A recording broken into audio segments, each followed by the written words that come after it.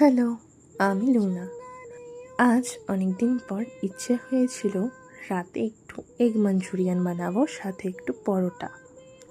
তাই আগেই একটু টিফিন বলতে এই যে মোমো নিয়ে বসেছি।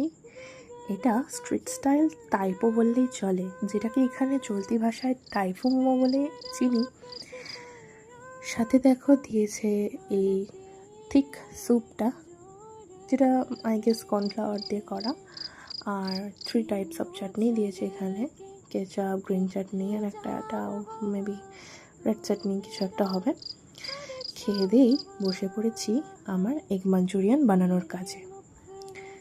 চলো আমার রেসিপিটা তোমাদের সাথে একটু শেয়ার করে ফেলি আজ।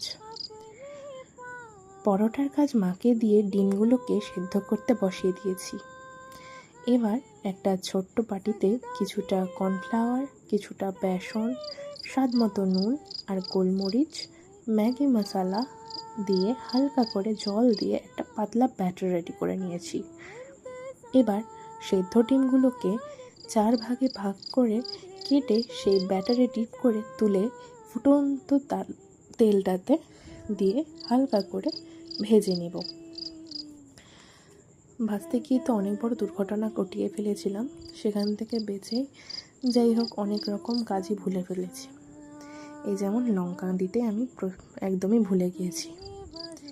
পরে খেয়াল করে দেখি ক্যাপসিকামটাও শেষ, তাই আর কি পকোড়া ভাজা তেলটাতেই অ্যাড করলাম থেতো করে রাখা আদা, দিয়ে 1 মিনিট মতো ভেজে অ্যাড করে দিলাম আমার এই পেঁয়াজগুলোকে, যেগুলোকে আমি কিউব করে কেটে রেখেছিলাম।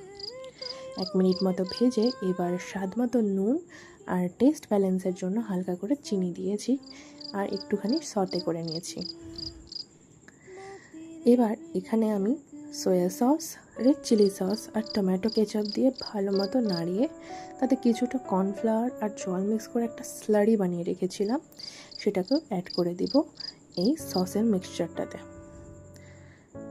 এই মিক্সচারটাতে সমস্তটা যখন দেখবে একরকম হয়ে এসেছে, এক জায়গায় হয়ে এসেছে, বেশ ঠিক একটা পেস্ট রেডি হয়ে গেছে, তখন আস্তে করে সমস্ত পকোড়াগুলোকে দিয়ে টস করে নিয়ে নামিয়ে নিলেই রেডি ইয়ামি এগ মাঞ্চুরিয়ান।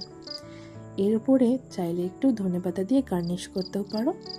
যাই হোক, জানি এটা অথেন্টিক রেসিপি নয়, তবে টেস্ট কিন্তু অথেন্টিকের থেকে কোনো অংশেই কম হবে না, এটা আমি কথা দিলাম। যাই হোক, তোমরাও ট্রাই করে আমায় জানিও কেমন হয়েছে। আজকের জন্য এতটুকুই, দেখা হবে নেক্সট ব্লগে। আজকের জন্য টাটা।